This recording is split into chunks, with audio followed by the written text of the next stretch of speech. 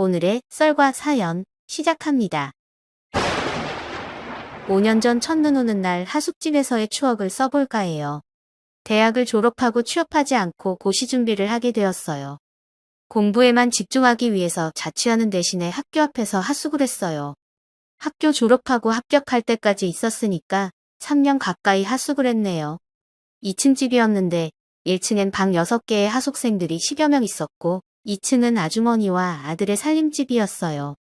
하숙집 아주머니는 일찌감치 홀로 된 후 자식 교육 시킨다고 도시로 상경해서 하숙을 치고 계셨어요. 아주머니는 40대 초반의 저와 띠동갑이고 아들은 공고생인데 타 지역에 현장 실습을 나갔어요. 하숙비에는 아침, 점심, 저녁 밥값이 포함되어 있는 건데 대학생들이라 대부분 밥을 잘 안 먹었어요. 아침엔 늦잠 자서 점심은 학교에서 먹고 저녁은 술 마시느라 못 먹는 거죠. 저는 하루 종일 공부만 하다 보니 하루 세 끼를 집에서 다 먹었네요. 그러다 보니 식사 시간에 하숙생 한두 명 있거나 아니면 거의 아줌마와 둘이서 식사를 하게 되었어요. 둘이었지만 식사하면서 이런저런 얘기 나누고 차도 마시고 해서 어색하지는 않았어요. 당시에 저는 아줌마를 옆집 이모 정도로 생각하면서 편하게 생각하며 지냈던 것 같아요. 젊어 보이는 외모에다 꾸미기도 좋아하고 몸도 몇 개 있으셨는지 종종 잘 차려입고 외출을 하셨어요. 저는 말을 많이 하지는 않지만 상대방의 이야기를 잘 들어주고 맞장구도 잘 쳐주는 성격이라 여자 동기들이 저와 얘기하는 것을 좋아했고 꼭 아줌마 같다는 얘기를 하곤 했어요. 하숙집 아줌마와도 식사하면서 많은 얘기를 나눴네요. 평상시에 아줌마도 혼자 계시니까 심심한지 저랑 식사할 때 말이 참 많으셨어요. 그래서 식사 후 믹스커피 마시고 과일을 먹다 보면 2시간 정도는 훌쩍 지나갈 때가 많았어요. 고시생이었는데 그 시간이 아깝지 않았고 왜 그렇게 재미있었는지 모르겠어요. 저도 그렇고 아줌마도 그렇고 하루 종일 혼자 있는 시간이 많으니까 심심했나 봐요. 아무튼 아줌마와 시시콜콜한 얘기를 나누는 게 재미있더라고요. 5년 전에 크리스마스 즈음이었어요. 연말에다가 첫눈이 내리니까 마음이 착잡해지고 조금 우울하더라고요. 연인들이 데이트하고 친구들과 술 마시고 할 텐데 혼자서 방에 틀어박혀 공부하려니 처량하고 심란하더라고요. 저녁 식사를 하러 2층에 올라가니까 당연히 학생은 아무도 없고 아줌마 혼자서 식사 준비를 하고 계셨어요. 연말이라고 특별히 스테이크에 스파게티를 준비하셨더라고요. 아줌마가 배려심이 있으셔서 연말에 혼자서 쓸쓸히 공부하고 있을 저를 위해 준비하신 거였어요. 과일주 담궈 놓은 거 있는데 한잔 하겠느냐고 물어보시더라고요. 다른 때 같으면 권하지도 않고 마시지도 않았겠지만 그날만큼은 공부도 안 되고 또 하기 싫기도 해서 마시고 싶더라고요. 아줌마도 저와 같은 기분이셨나 봐요. 젊은 나이에 혼자서 험한 세상 헤쳐나가려니 얼마나 외로우셨겠어요. 아줌마랑 둘이서 스테이크랑 파스타를 맛있게 먹고 과일주까지 마시니까 기분이 정말 좋더라고요. 당시에 정말 너무 고맙다는 생각이 들었었어요. 둘이서 한 잔 두 잔 받다 보니 2리터짜리 페트병에 든 과일주를 다 마셨네요. 알딸딸해지고 취기가 올라오더라고요.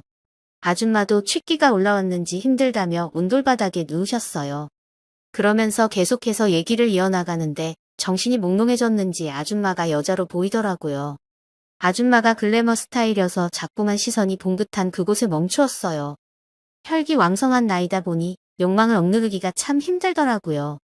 왠지 아줌마가 뭔지 모를 사인을 보내는 것 같기도 하고 아닌 것도 같은데 제가 들이대고 막 나가는 성격이 아니어서 속으로 한숨만 내쉬고 있었네요.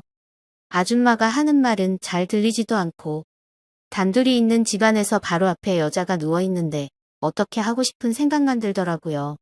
그래서 정신이 몽롱하고 몸이 힘들다 하니까 아줌마가 방바닥이 따뜻하니까 누우라 하더라고요. 누우라는 말만으로도 기분이 묘했어요. 암튼 어영부영 하면서 아줌마 옆에 가서 누웠어요. 나란히 천장을 보고 누워있는 상황이 됐어요. 어색해서 아무 말도 못하고 잠시 정적이 흘렀어요. 잠시 후에 문제의 대화가 시작되었어요. 오늘 기분이 좋으면서도 쓸쓸하네. 재성이도 그래? 저도 조금 그렇네요. 그래도 재성이랑 맛있는 건 먹고 술도 한잔하니까 좋네. 혼자 있었으면 불 꺼놓고 울고 있을 뻔했어. 같이 있어줘서 고마워. 제가 고마운 거려. 저도 오늘 쓸쓸하더라고요. 맛있는 음식 해주고 같이 술 마셔주셔서 감사해요. 제가 진심으로 고마워하자 아주머니가 저의 어깨를 툭 치며 우리 서로 외로웠나 봐 하면서 웃으셨어요. 이 말에 저의 심장이 쿵쾅대기 시작했어요. 이렇게 좋은 기회가 왔는데 여기서 끝내긴 너무나 아까운 생각이 들어 용기를 내서 아줌마의 얼굴을 쳐다봤어요. 아줌마와 눈이 마주치는 그 짧은 순간 눈빛에서 기쁨과 쓸쓸함 그리고 외로움이 느껴졌어요. 제가 아줌마에게 뭔가를 채워주고 싶은 생각이 들더라고요. 저는 에라 모르겠다는 심정으로 아줌마의 입술을 덮쳤어요. 저의 갑작스런 행동에 놀랐을 텐데 뜻밖의 아줌마도 적극적으로 받아주더라고요. 저의 생각이 맞았던 거예요. 사실은 아줌마도 원했고 다가와 주기를 기다렸나 봐요. 우리는 격렬하게 이리저리 뒹굴며 서로를 맛보고 하면서 그동안 쌓였던 욕망을 해소해 나갔어요. 술김이었지만 오랜 시간을 같이 껴안고 쓸쓸할 뻔했던 저녁을 뜨겁게 불태우면서 위에서 아래로 앞으로 뒤로 우린 사랑하는 연인처럼 서로를 느꼈어요. 아줌마의 외로움은 저의 용기와 젊음으로 모두 불태워졌어요. 저의 혈기왕성한 욕구도 해소되었고요. 사랑을 나눌 때는 아줌마가 아닌 누나라 부르기로 했어요. 그리고 필요할 때 서로의 파트너가 되어주기로도 했고요.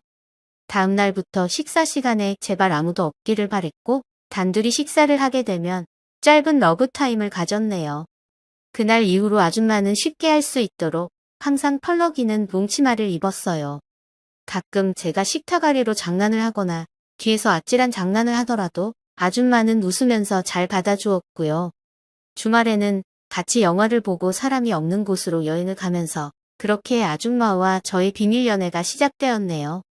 고시 공부를 망칠 것 같았지만 욕구가 해소가 되니까 공부할 때 오히려 잡생각이 안 나서 집중도 더 잘 되었고 다음 해에 저는 합격을 해서 머나먼 타지방으로 떠나게 되었어요. 처음엔 주말마다 아줌마와 만나서 즐거운 시간을 보냈지만 거리가 워낙 멀다 보니 조금씩 소원해졌네요. 그리고 소개팅을 하고 새로운 연애를 시작하다 보니까 자연스레 아줌마와 멀어지게 되었어요. 힘들었던 시절에 서로에게 도움이 되어서 고마운 마음과 미안한 마음이 공존해 있지만 떳떳한 연애가 아니라면 그만하는 게 좋겠다 싶어 더 이상 찾아가지 않았어요. 아줌마를 완전히 잊어갈 때즈음 오늘 첫눈을 보니까 5년 전의 추억이 떠올라 써봤어요. 모두들 행복한 연말 보내세요.